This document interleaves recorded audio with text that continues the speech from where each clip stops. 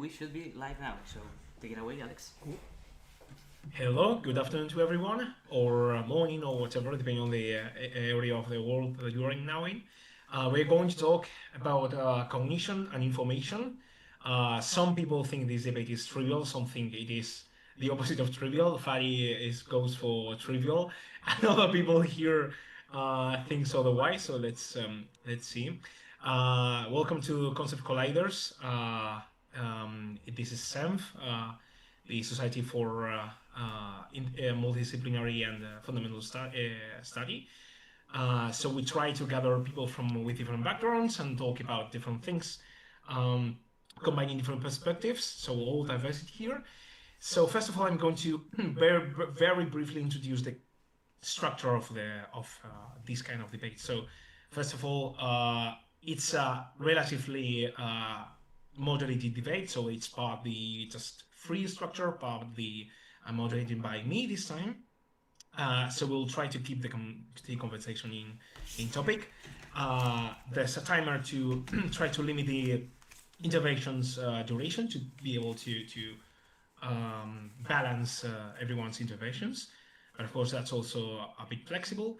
And of course, we'll go into like a structure of several subsections. So in each subsection, we'll delve into one of the questions within the topic. And then, by the way, this is going to be a nice debate of like, well, 1 hour and something. It depends on motivation, but yes. First of all, I'm going to begin by introducing, just very briefly introducing the topic. So, this debate is within the classical cognitive sciences debate.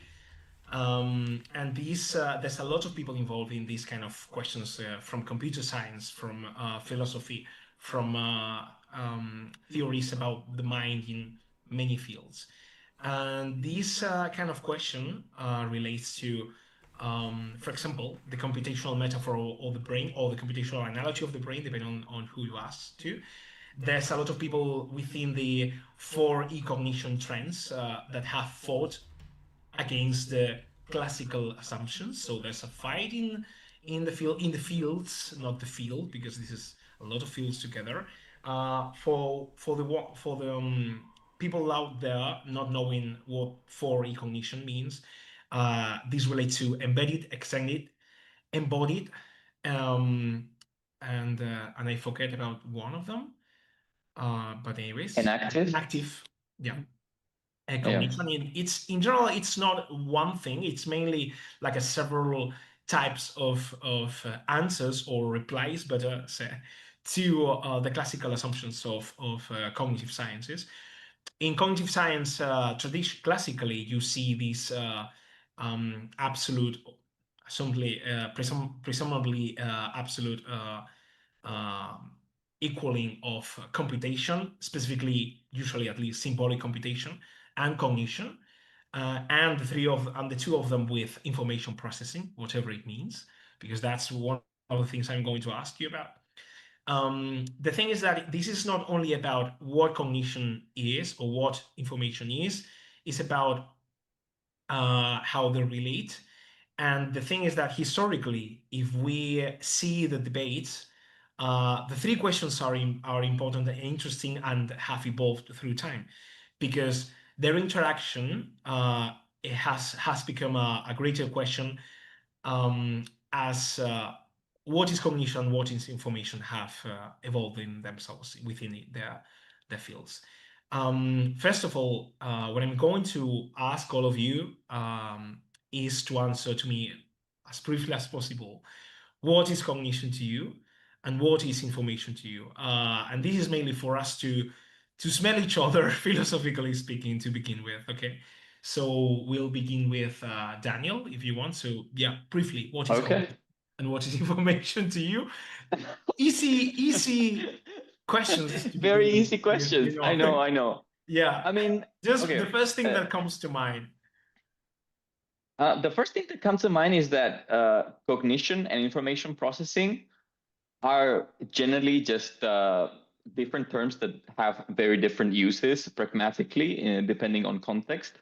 And cognition tends to be more holistic and more inclusive of information processing. Information processing seems to be more related to the computational understanding of the world. So basically, the manipulation of symbols within systems of basically thinking of them as machines or as nature as machines, or as computers more appropriately. But then cognition tends to be more encompassing of other understandings of the world, like embodied cognition or embedded cognition, which relate more to the body or the environment, and in a more relational way rather than processing information simply, moving information from inputs to outputs and so on. And yeah, that's my take.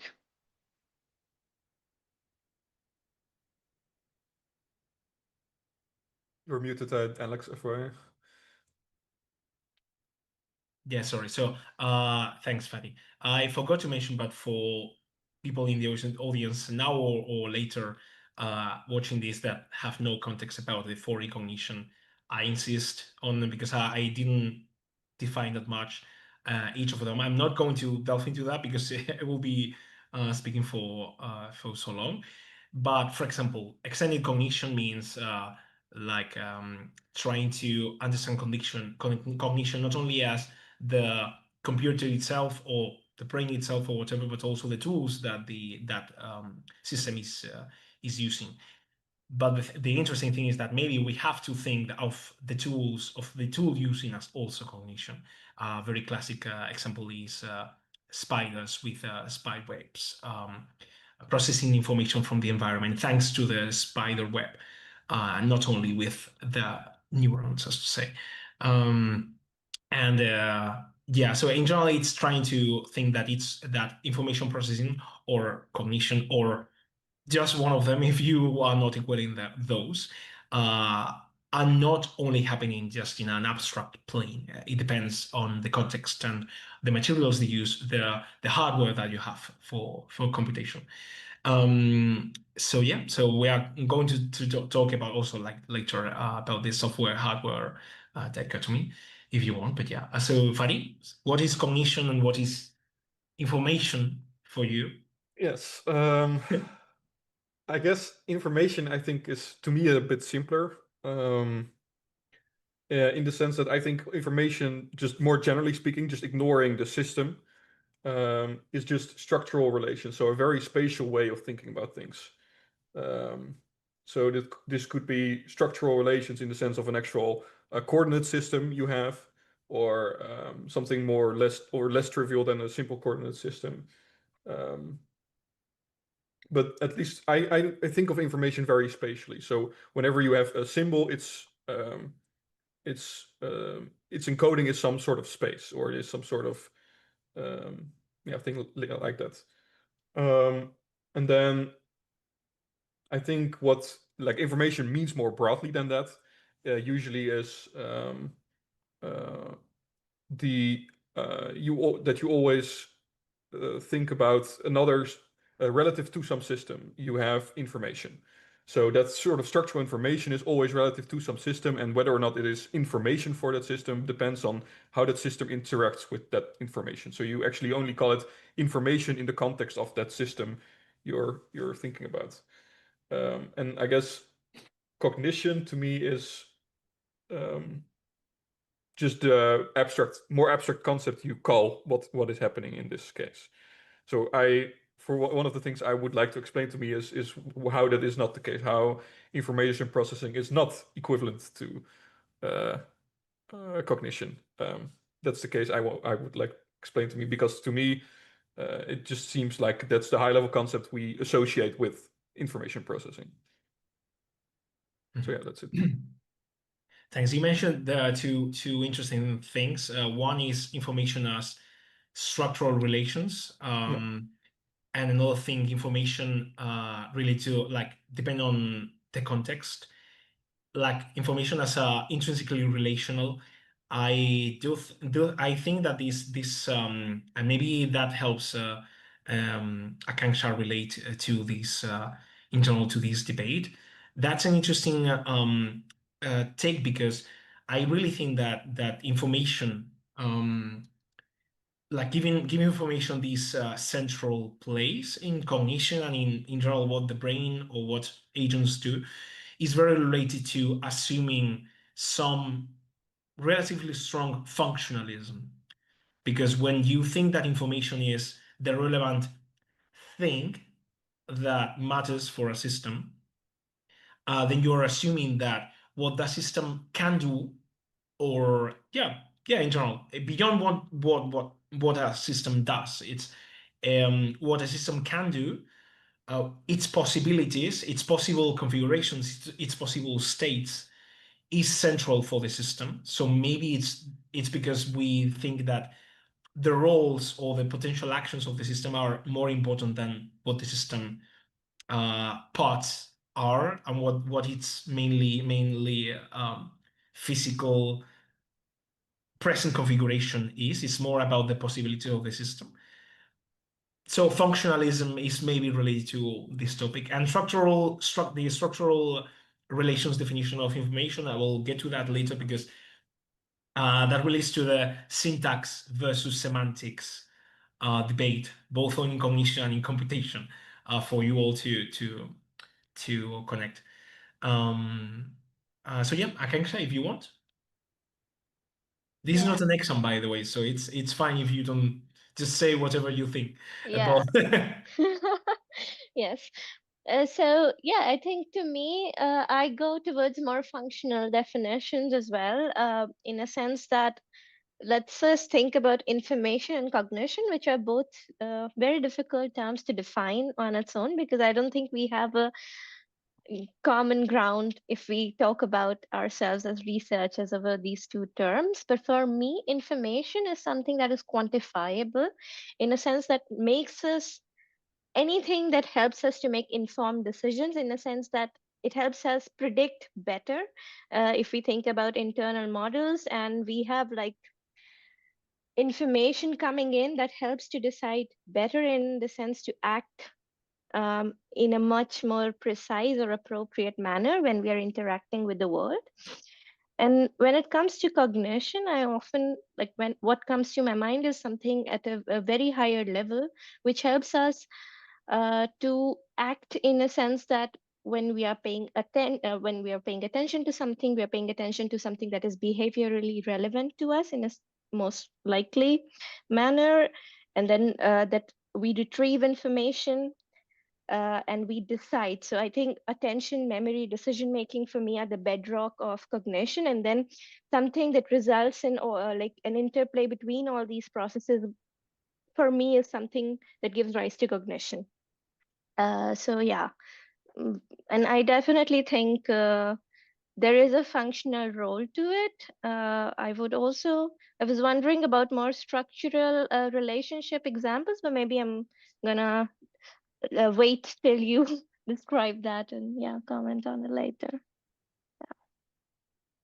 Thank you so much, Akanksha. So Marina is not here. Maybe she joins later, so that's why she has a timer there. And of course, anyone in the SEMF Discord can join at any moment. This is not like forbidden from now on, you know. So one very interesting thing here is that perhaps cognition is related to that Akanksha mentioned. Sorry, is that cognition is maybe even like a more holistic term for what agents and or specifically organic agents need to consider. One thing that about the information thing that you what you mentioned about information, you said you mentioned prediction and basically accuracy to precision and so on. Do you think then that, and this is a question to all of you, to delve a little bit into this, because it just came up to my mind. Do you think that maybe one thing is prediction and one thing is complexity? Because if you think about this, so information usually means, for example, if you have more information about a system, you can say that that's because you can predict that system, or if you get if you get a very informative signal, that means that you can increase your ability to predict the environment thanks to it, for example. But at the same time, there's information as in complexity. And complexity doesn't necessarily relate to accuracy. Actually, there's this dichotomy in computer sciences, which is model accuracy and model complexity. And sometimes there's even a trade-off, of course. You may have a lot of predictive power, but very low explanatory power, more related to the other, or the opposite. So do you think, and I will begin with Akanksha because she was the one mentioning this, do you think then that there's something different about information as complexity or simplicity versus accuracy? Do you think that information should be mainly related to the first or the latter, or? Mm, To be honest, when I think about prediction and accuracy, it depends on how much exposure you have had to that signal. And it could be a complex or a very highly predictive like signal to one. But if someone doesn't have the priors to predict that thing better, for it, for that organism, it would be less informative, right? Because it depends on how much exposure you've had, let's say, and how much priors you have to predict that information. So I would call it more exposure than link it directly to complexity if we are talking about predictive accuracy. And Yeah. if you and this is my last intervention before Fadi and Daniel, would you think then that maybe so you said that having priors, uh having good priors, that usually depends on having enough Experience. valuable exposure before. Yeah.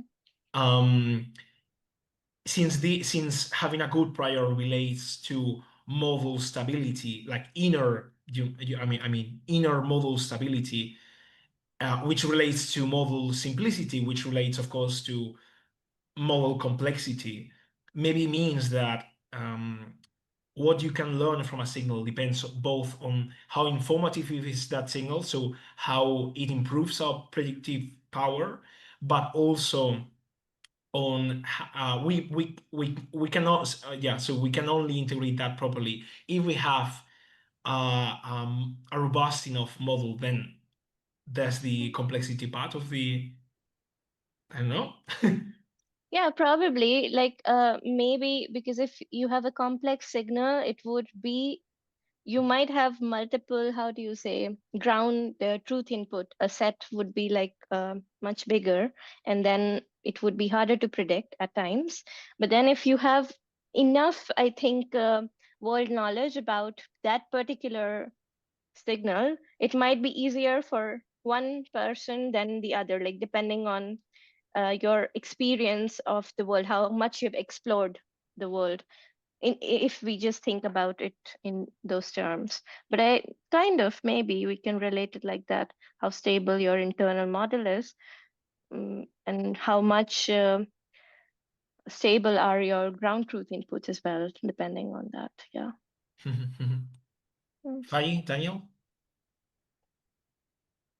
I mean, I think there is also a very important part about information, or I guess having a model that isn't necessarily like associated with prediction um, um, or quantifiability of something.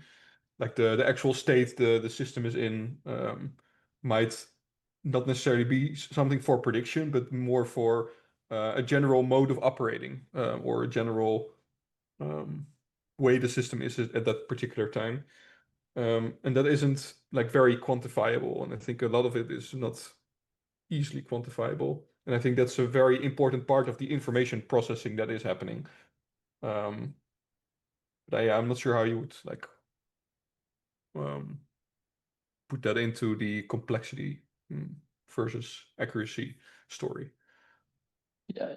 I was also I thought actually you were going to contrast when you mentioned complexity. I thought you were going to say explanation, like explanation versus prediction, because that's the point, right? Okay, because like it seems that like models are good representations that we have of, when they are good, of course, of nature, because they give us predictions, but also because they help us add further manipulations to the system, to the model, and see what happens. So basically make experiments, right?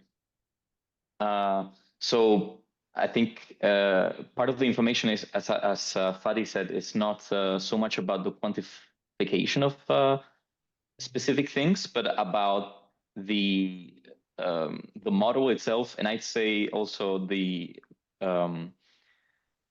engagement that the specific scientist, in this case, in this metaphor, the specific way it is this person is engaging with the system, because part of the information that is intrinsic to a model is insight that the person with the appropriate semantic understanding can understand. So, and I don't know if I make the phrase correctly, but what I'm trying to say is that a person with a given semantic understanding will give a different interpretation and will deal with a model differently to another person with another semantic understanding.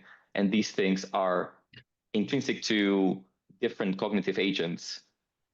So part of the information is not so much in the model itself, not even in the model, but in how the cognitive agent is engaging with the model. And it's a bit meta because we're thinking of the model as the cognition, as the cognitive agent, but we ourselves are cognitive agents, and we're engaging with that. And I think the problem can arise when we don't see us in ourselves in the equation, and we're thinking of the systems as kind of metaphysical objects that exist independently of our reason and our biases and all of these things. A lot to think about here. One thing that I was to link to. Oh, sorry, Akanksha, do you have anything to say about their interventions? Yeah, so like what Danny was saying actually also relates to exploration, right? If agent A has explored the world more, their models would be much more stable because they have much more acquired information about, let's say, whatever signal they're predicting at that moment than agent B who haven't. So I feel like this can be linked together. And then if, of course, they have been engaging with much more complex signals, they would have a better model to predict those signals in the future than the one who hasn't explored.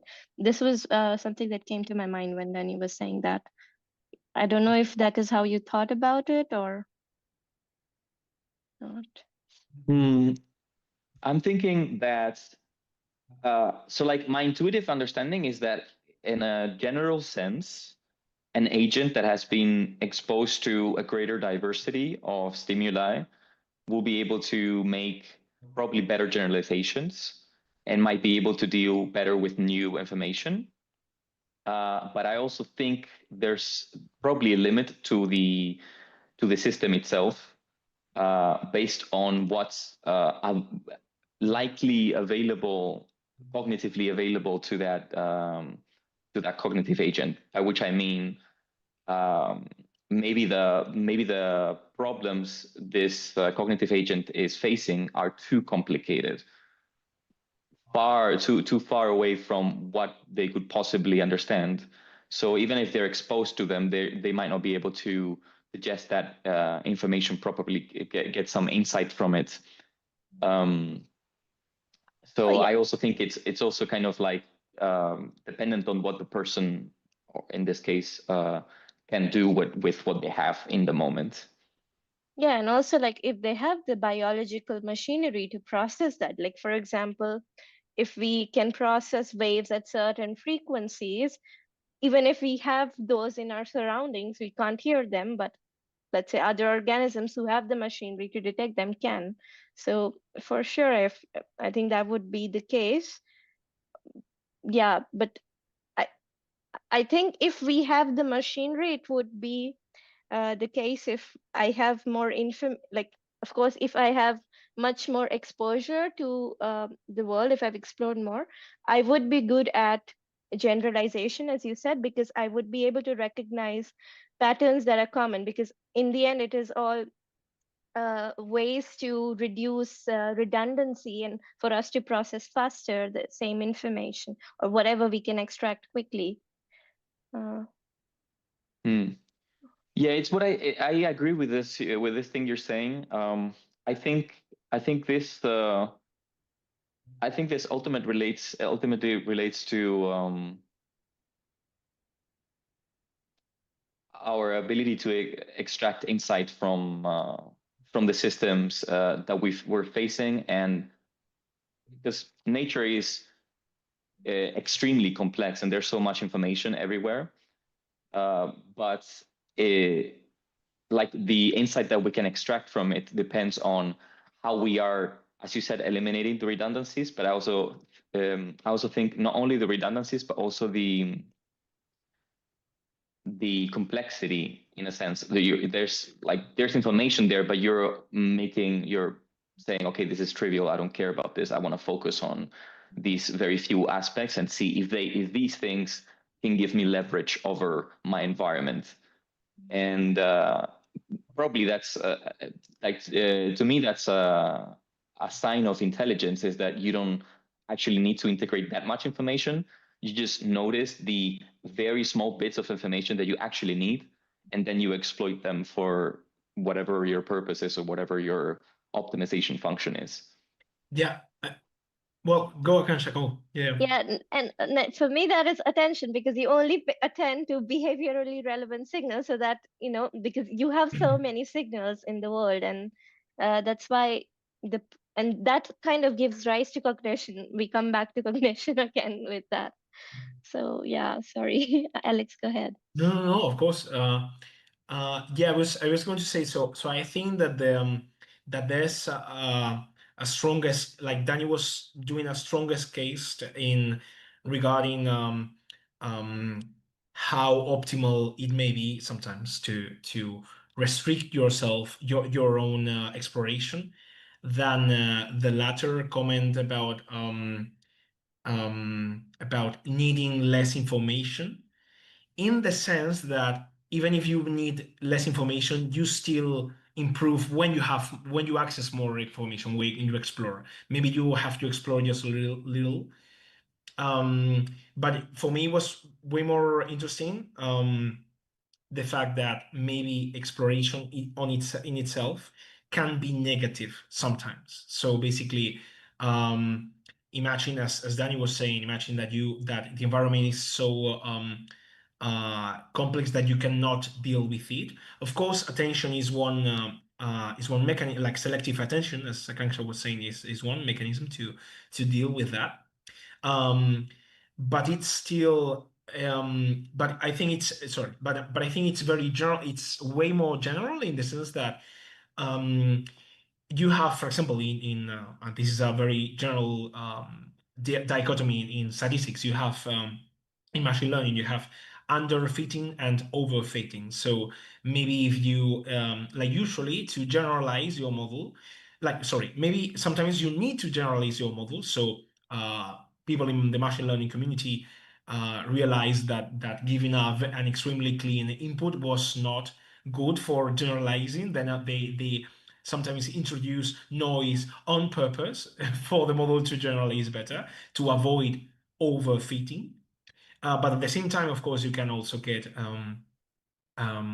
underfitting, and sometimes you need to restrict the kind of data that you are giving the model for it to be a better specialist, basically, for it to be a better suited for the tasks that it has to perform. And of course, the thing is that it's quite relative when this this self-constraint should end, because in many situations in evolutionary biology and beyond, organisms need to constrain themselves from doing or wanting or exploring certain aspects of the world for millions of years in order to be able to survive. So sometimes there's a very, very robust um, anti-explorative attitudes that are actually quite optimal. Maybe it relates to the fact that prediction is not everything, or I think so, but at the same time, I think that sometimes for predicting better, you need to explore less. That's why, yeah, overfitting, underfitting, this kind of dichotomies is everywhere. But yeah, so Fadi can intervene if he wants, and then we move on to another sub question related to this. No, I don't really have anything to add. Okay. Just more of the to return to the actual question we're thinking about is, can it be reduced to just information processing? As in, what else? That could be maybe a next sub question. What else than information processing would cognition be? Exactly. So in general, I'll present to you the two next sub questions that I have thought Okay. about, and you can like the first one that intervenes decides which of those two to engage with, and then that will be the first one that we all engage with. Cool. So one dichotomy that you all can play with is the syntax versus semantics. So for example, you say, okay, what is beyond information processing? So it of course depends on what you define as information processing, but at least classical definition is precisely what Fadi before said about structural relations. So that's very much related to syntax, basically, and maybe reducing cognition to syntax, which is of course a very clear, at least supposedly, a very clear assumption in computer science, computing symbols, and just having a input function output that just relates to syntactic operations. But at the same time, of course, like there's this a little thing about semantics. In general, like content maybe relates to the explanatory power that I was mentioning, Danny was mentioning before, that maybe is not intrinsically just structure. Of course, we can. I think at least we can reduce semantics to just or semiotic content or whatever to structure, or the opposite. But that's not an important thing to me. Precisely the important thing to me is that we can think about things in two different ways and instantiate them in two different ways. So maybe information processing should also be considered, semantics should also be included in information processing, which is different from the classical assumption, okay, that is important. So this is not the classical assumption in computer science. Or maybe information processing is just syntax, and then semantics or whatever it is, and semiotics and whatever it is somewhere beyond that. Maybe it can be reduced to syntax, maybe not. But yeah, the other quite related, maybe not, dichotomy / question is hardware versus software.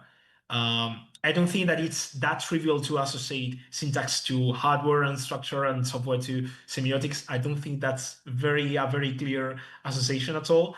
I think maybe they are these two dichotomies are orthogonal. Maybe you think otherwise, but anyways. So of course, in this about the talking about the hardware, like embodied cognition, some part of it, or extended cognition. They are trying to include whatever we think the hardware is in how cognition exists within organic or even also in inorganic agents.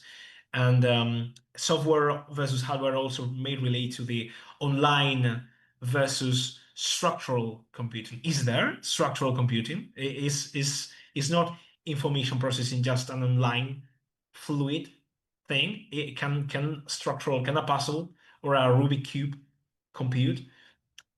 So these these several questions are now on to you. So so whoever wants to intervene. By the way, I'm going to add of course, like Daniel already used his time, but the thing is that anyways, this is another subsection, and I'm anyways going to give each of you 6 minutes because Mariana is not here. So yeah, there you go. So whoever wants to begin with. Yeah, I think the two dichotomies are very related to each other. Maybe, like you said, orthogonal, or at least not necessarily like an equivalent thing, but I think they share the same structure in the sense that when you're thinking about syntax or semantics, or you're thinking about software or hardware, or the other way around, your what distinguishes the one from the other is often that you're for semantics, you're ignoring other context which is relevant, or for software, you're ignoring other context which is relevant. So in the same thing in which you have like compilers, or for programming languages, or just particular ways of how a system operates. And you can all say they're all equivalent to each other. They can all do the same things. That is ignoring one very important fact, in that the particular complexity of how that would be implemented in other systems is ignored. So yes, they would do the same thing, but only if you ignore how they would do that thing. And I think that's something in the universe you just can't do. In the sense that if you want to implement a particular system, or a particular thing, software, or a particular semantics which ignores its environment, you need to do that within some other system. And that system would be like very generally, you could call it physics or something else. But you need to implement it in something. And there is some important like thing that you can't actually ignore what you're doing there. Like you can ignore it practically speaking, and for all intents and purposes, it is perfectly fine that you do that. But that particular implementation detail is something which has effects. It's not just dormant. It's not just without consequences. And I think that's like how these two dichotomies like very broadly like connect to each other, in the sense that we assume when we're thinking about things abstractly that you can ignore how they are implemented, and you can say they're equivalent. But that is ignoring this part. And I think that's a very like important topic in this sense. Mm-hmm. So I'm not sure what you would call that. I'm not sure if it has a name. But that's at least how I think about that topic, and like universality in general, I guess. Mm-hmm. Akansha? So when I think about syntax versus semantics, or hardware versus software, to me, I feel like we shouldn't use these terms when we are comparing these processes. Also, because when like using terminologies which kind of forces us to think like that behavior would be similar in beings if we give a set of rules and if we understand those set of rules. But as I think Fadi was also saying something about implementation, or how an organism is doing that, if we just take one simple task and we just look at the behavioral performance of beings, I think we can see multiple patterns of depending on who is doing what and what would be the implementation strategy. And for me, that doesn't go well with just thinking in terms of syntax, at least. Yeah, I'm not sure. Also, like, I don't think the main idea would be optimality in these cases, because human behavior is not optimal at all in a lot of cases. So I don't know if information processing, as people claim, has to do something with optimization, of course, in some sense, but I don't think that is the ultimate goal. The ultimate goal would be just, you know, to act in a manner that helps you achieve something in that particular environment, or helps you survive in that environment. I'm not sure if I make sense right now, because um yeah, okay, it was off rail a bit, but maybe you get my point. No, I completely get you. The one of the things here. So, okay, yeah, one of the things that you mentioned that I engaged the most with is, okay, you said that maybe optimization is not the main or at least the only thing here. One potential counter argument to that it's just a question for you, not a like a counter argument by myself, is wouldn't you think that trying to get the best result in a specific environment, like reproduction or survival or whatever, is optimization, and thinking about like trying to digest things with your stomach or with your brain, trying to process things in general to attain a goal isn't that optimization?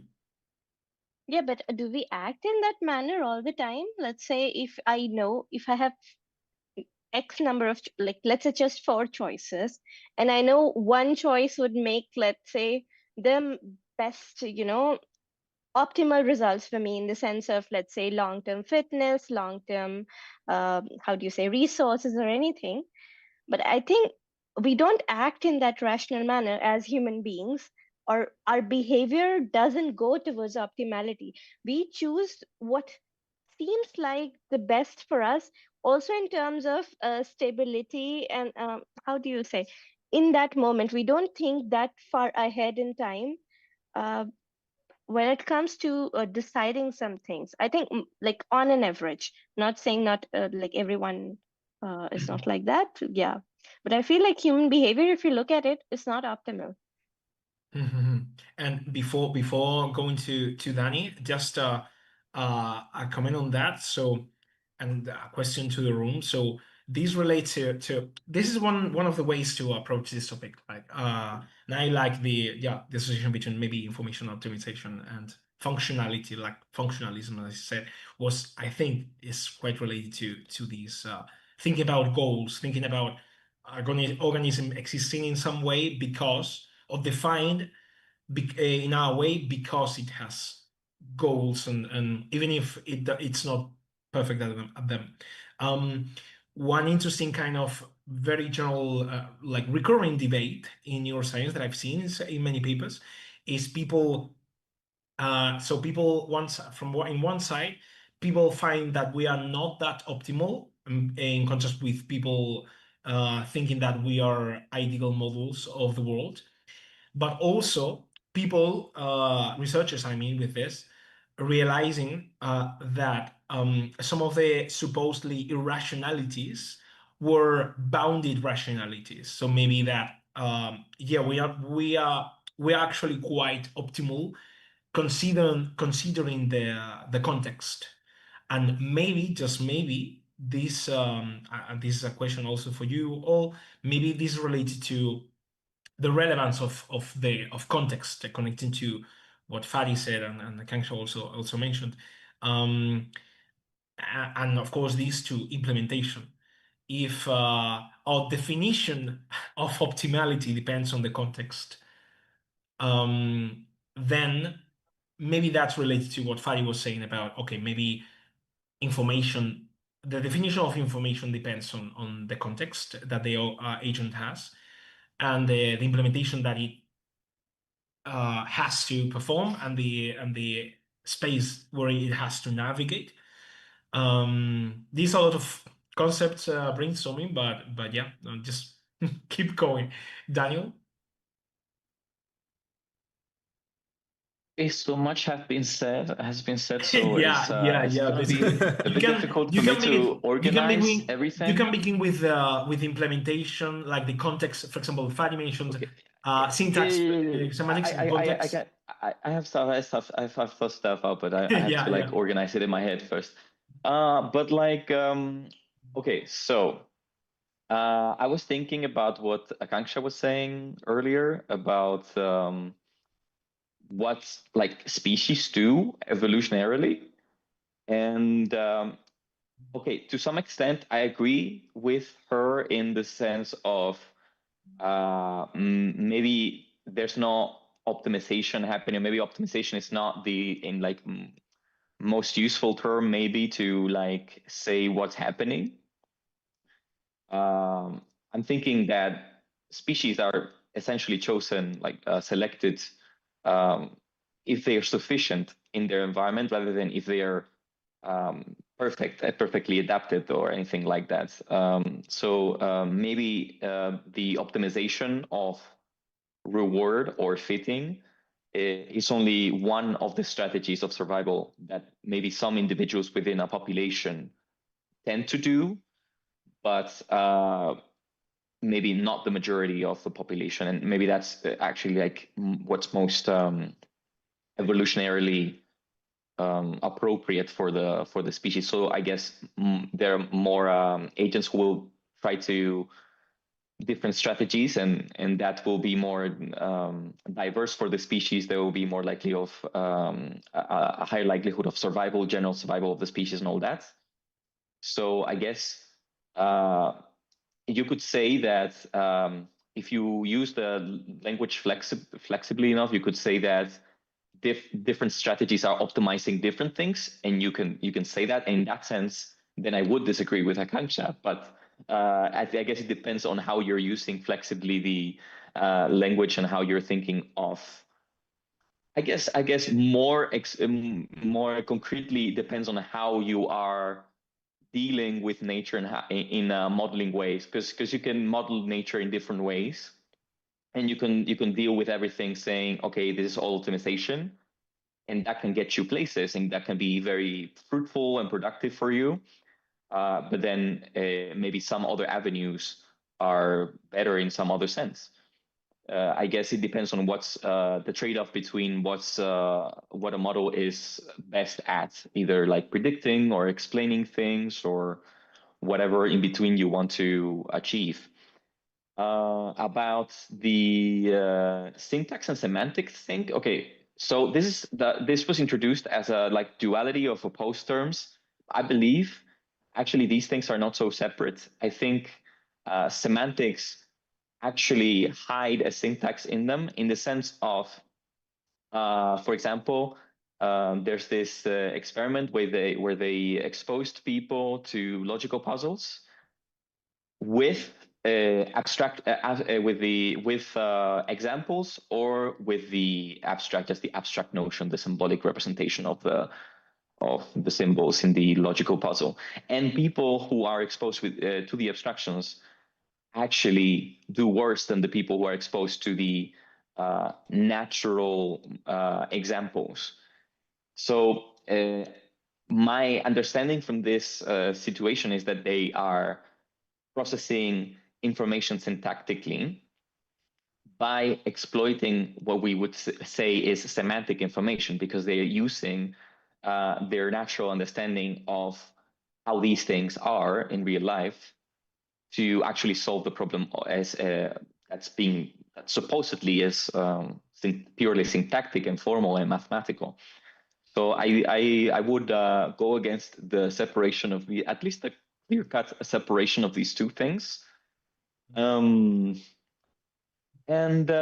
just to, I think, just to give some use to them, since you like propose them to begin with, I would just say that the semantics and syntax are probably just very useful metaphors that you can use to build models. So you can, for example, think of semantics as graphs, and you can establish nodes connected by lines and all that, and that can be a metaphorical understanding of semantics, and you can apply that to different systems and study them, like social networks or ecosystems and stuff like that, or even like I don't know, like literature, whatever you want to study with that.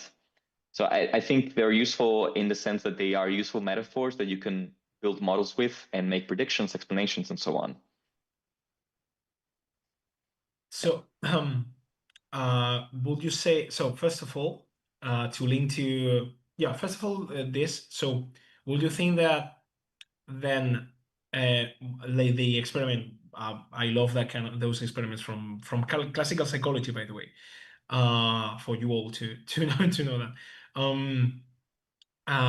Wouldn't you say that that kind of experiment shows that they are separable? Because in the condition where it's just a very abstract symbolic representation, there's less semantic content, and in the other, there's more semantic content, but the syntactic content remains the same.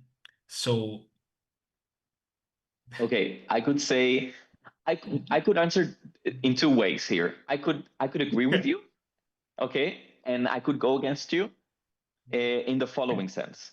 I could say that actually the abstract semantic-less presentation is actually not the case. What you're actually doing is presenting the wrong semantic, the unnatural semantic information together with the syntactic presentation. So you're actually presenting information that's unnatural, and thus the person cannot easily make predictions because you've made a very artificial environment for the person to work with semantically. And that's why they're failing. valid point. I can answer to that, but I won't now. So, and linking with Akanksha and Fadi. So first of all, Danny, I think that one thing that Danny was okay, yeah. One way to understand connect with what Danny was saying to what I think is the core of Akanksha's argument is this debate. I think it's quite equivalent to this debate in evolutionary biology about teleology, not theology, teleology. So basically, of course, we can, and as I said before, I can say, okay, yeah, maybe this is irrational, or maybe, or just insufficiently, not very optimal, or maybe they are optimizing other things. So this is equivalent to me to the kind of thinking in evolutionary biology where every trait of the organism should be an optimization in response to some context. But sometimes it's just quite like randomness, It's sometimes it's just, oh, there's no a thorough, extremely robust analytical explanation to why an organism has 3 legs. Maybe just quite a random thing in evolution. And of course, there's this debate between need and randomness in evolution and whatever that relates to this.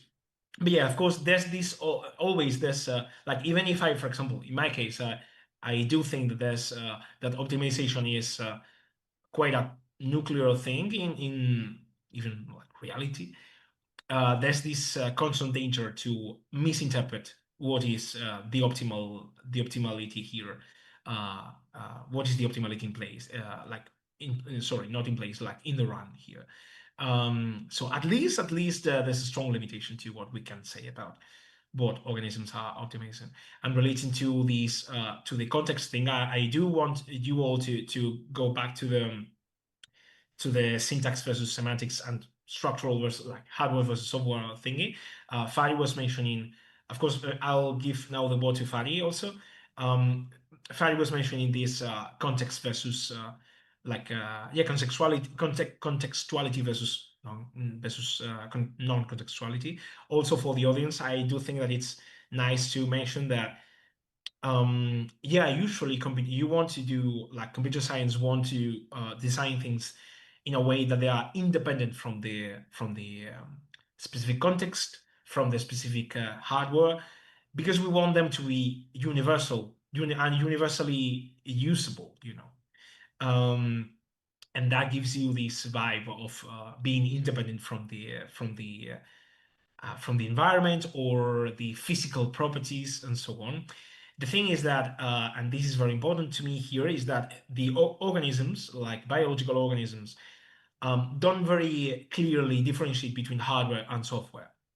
And maybe by trying to make universal software, universally applicable software, we are losing a lot of potential for it to actually have like some positive feedback loops with the hardware we are using it into. And maybe there's a rich definition of a rich series of properties that organic cognition has that relates to this. And of course, great limitation that computers have nowadays is context, is dealing with context. So, yeah, Patty, if you want, yeah.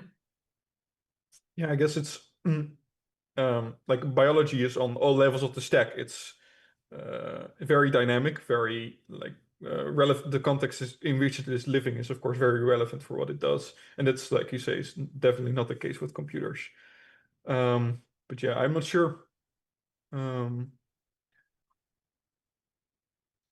Like, I'm not sure what relevant. I'm not sure about the relevance of the cognition part for that, because you could, of course, still design the same sorts of things the biology is doing on the software which is running on the computer, as long as it's fast enough.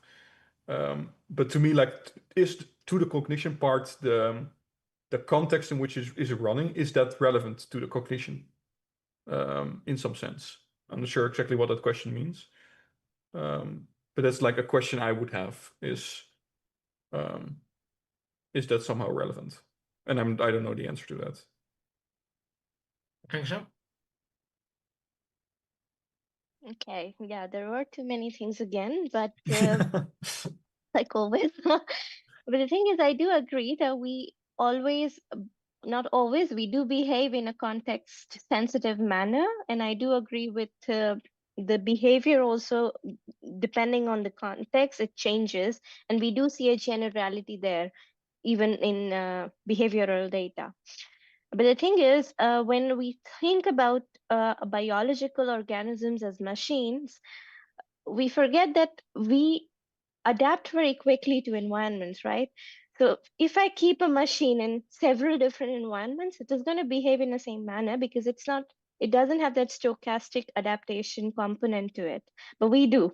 And this is why I find this comparison to be lacking, how we behave. And this is why, of course, if we see things from the lens of, let's say, optimality, we will always find optimality in some sense, because we can always generalize it. Okay, this is why this behavior happened, and this is what the optimization function is here.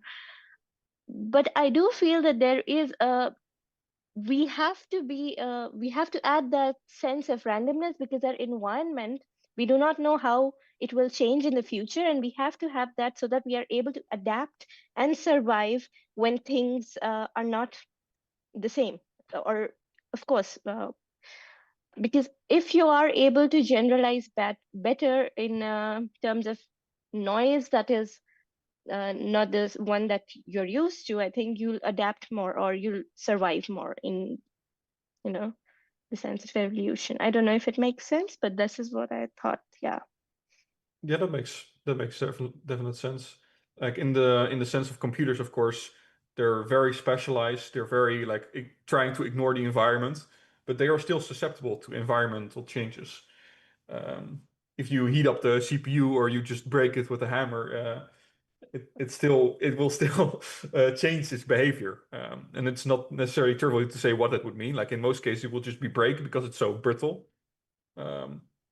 Yeah, what I meant was, like, if I take the same system and I do the same heating procedure, all the systems will behave the same. If I take, let's say, my Mac and I put like 70 or whatever, every Mac will behave the same. But humans, some will change, some will not, like depending on the environment and their, exposure. Yeah.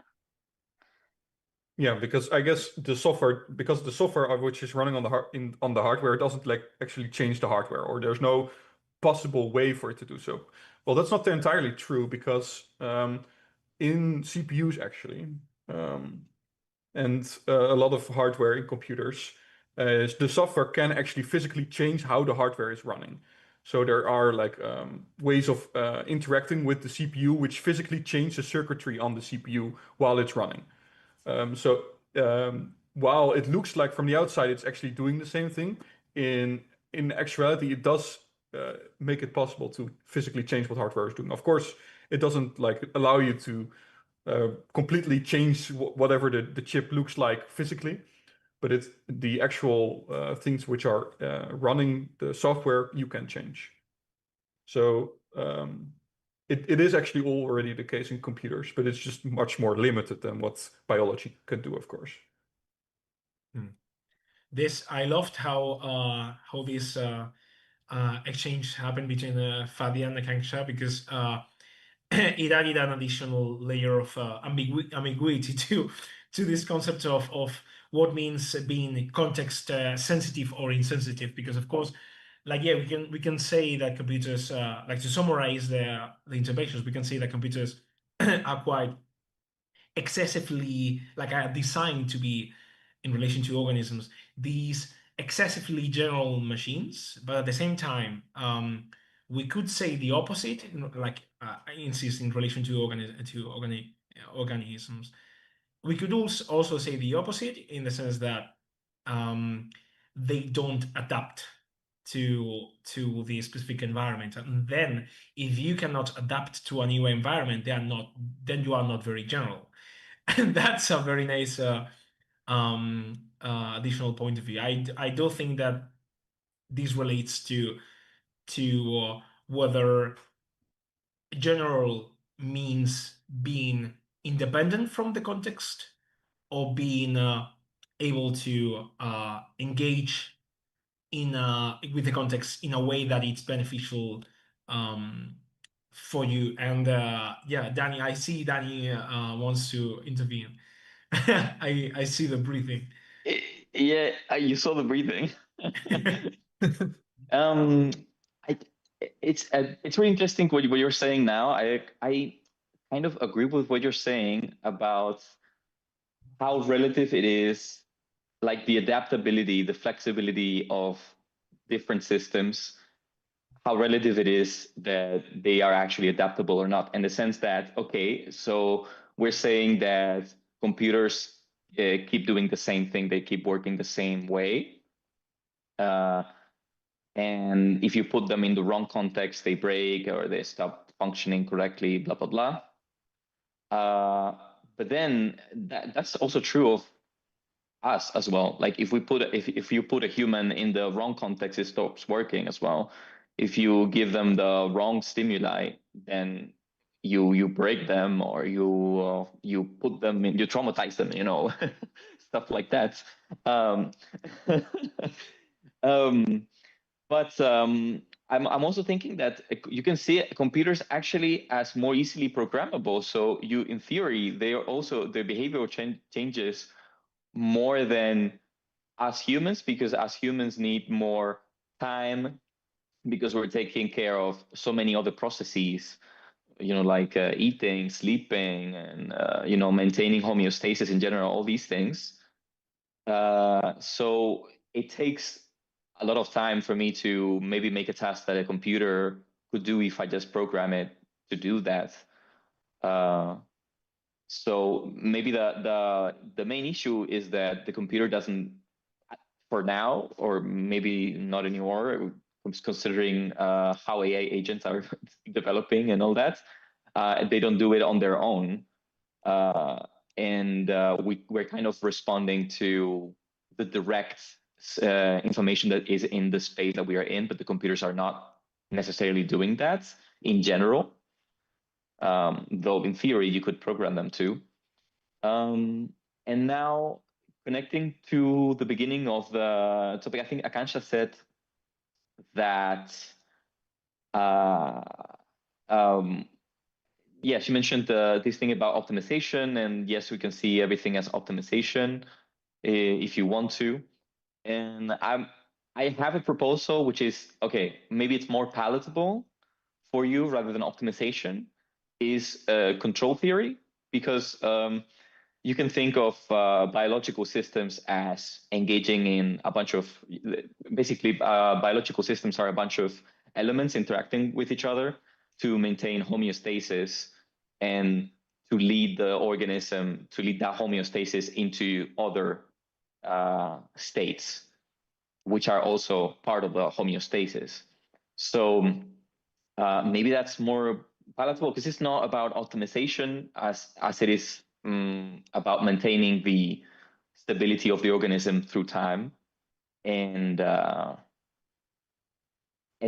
also taking it to other states. So if I, for example, if I go to the gym, I'm exercising, I'm doing this every single day, I'm exerting control. I'm also exerting control in the sense that I'm eating, I'm drinking water, all these things that keep me alive. But all of these things, all of these stimuli that I'm inoculating myself are putting my homeostasis in another state. And now it's not the Danny that was weak, but the one that's strong, you know, has big muscles and six pack and everything.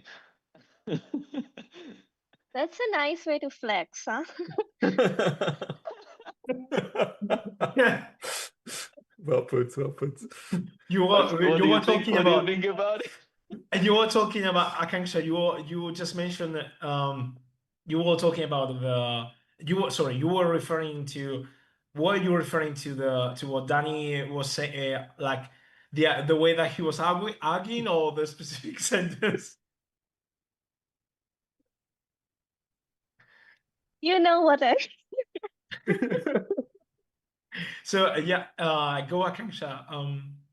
no, like, but to relate back to the argument of computers having the agency to do things, or like them having adaptation to certain environments, it is only to the extent that the material that allows them to adapt, let's say to heat shock or cold shock or whatever, algorithms that are designed for them to behave in that manner. I don't think they have the adaptation in a sense that if I, let's say, if I put a Mac in 70 degrees or something, it wouldn't adapt as quickly, or not even, because it's not physically possible for the it was not designed for that to be adapted to that temperature, because the material inside it is not adaptable enough, right?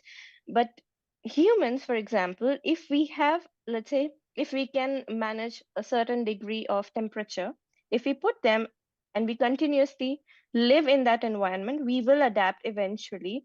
And that shock wouldn't come as quickly to a biological organism as it would to a machine, in a sense that was not designed to handle that change in environment. But I do agree that there are things um, that can adapt. But the thing is, I feel like we have designed them, but it is not the innate ability of the device itself to have that modification on its own. It is because the designer did that already, and yeah. Do you think then we'll ever have fully cognitive machines? How do you define? Again, this comes back to what is cognition? At least then do you think this, so do you think these properties that you mentioned that nowadays computers lack, do you think that we'll be able to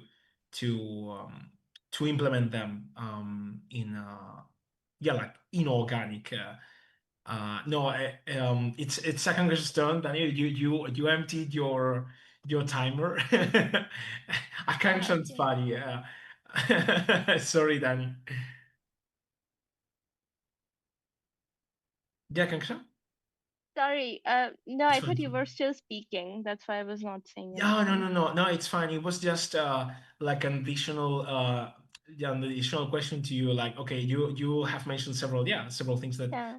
computers like. Do you think that we'll be able ever put instantiate them into? No, it's just that as fast as these systems are progressing, it's hard to predict in a sense what will happen because it's quite quick these days.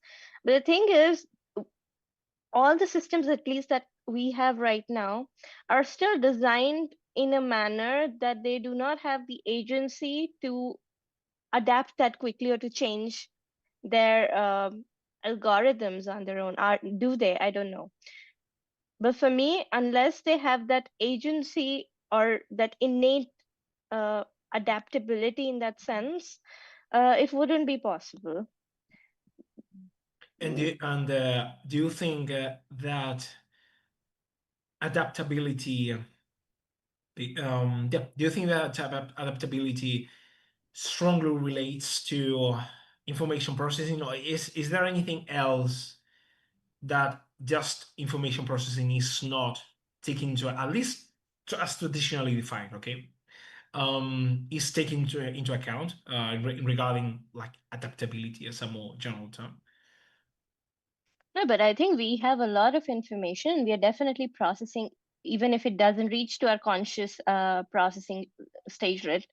Because I think we do process a lot of information, and the end goal is not always adaptability. I am not saying that everything is related to adaptability, but I think on an average, the goal is to, survive as a species. And for that, I think this property is essential in the sense of ha- the again, I don't want to bring another debate, but the purpose of human brain is so that we have the ability to explore the world so that we are able to predict or have better models in a sense that we are able to adapt or survive much longer. And that's why I think we had the ability to move because that came with exploring the world more. So again, Yeah. another debate. So Yeah. sorry. No. I have a question. Well, just a question. Yeah, no, it's not. It's not my opinion or anything. It's just a question. To Akanksha and like anyone who wants to answer this. So like, if oh yeah, if the computer is okay, you get the example of a computer who okay, it doesn't adapt to the temperature changing, right? So if the computer could like get up, go to the supermarket, install a fan on itself, would that constitute an adaptation? Because I'm thinking, well, the fans turn off and on when it's overheating, and that can be seen as an adaptation. So yeah, like what would constitute an adaptation in a machine? Like would that going to the supermarket and buying a fan and installing it count, or? Can it do like, let's say I did not design the computer to do it, but it changed the algorithm so that it functions like that, then that would be adaptation. That makes sense, because it's like, it's not that Yeah, okay. someone, if I got you, it's not that just someone designing it, but there was an active evolution towards a higher adaptability, I guess. Yeah, Fatty, if you want to. No, I think the most interesting things have already been said. But you always have an additional paragraph. That's why AI. Yeah, I think it's yeah, go. No, I mean, it is it is basically a bit what Danny was saying in that computers can, of course, they already have the ability to do all that, either to use the internet or to use whatever means at their disposal to have some robotics or to feel some robotics which would allow them to alter themselves. So it is, of course, like theoretically possible. But I guess like the more and the more conceptual thing you're actually interested in is can they do that at every level of description? Because of course we can't do that at every level of description. We're also limited by our interfaces into the world. And it's all again, like Danny said, it's like it's generality up to some boundary, and it's always like that. Like we can't just move ourselves to the sun and still work or something. It just doesn't work. It's always that we are still considering like the thing I already said earlier is in the context in which we're operating. And I'm not sure what would be satisfactory for computers to move forward like into the future. Like maybe it is maybe they are most useful when they are ignoring their environment. Maybe that is the case. Maybe they will gain such speed ups that it doesn't matter that they're ignoring their environment. They can just by other means be adaptive. Maybe we don't need to design hardware which is like embodied in the sense that biology is, because they can already solve those problems in other ways. But I think something like that. Thanks so much, Fabi. There's the paragraph, very smart paragraph. This relates, and this is to just enter the finishing phase. It's nice because it relates to what Akanksha said a long time ago about attention. I think, like in general, selectively engaging the world is a very important thing for any intelligent agent, whatever it means. I do think that, of course, like it's not clear yet what's the path that artificial computation should go into, because we have no clear yet what kind of functions and internal properties are essential for intelligence, whatever it is again.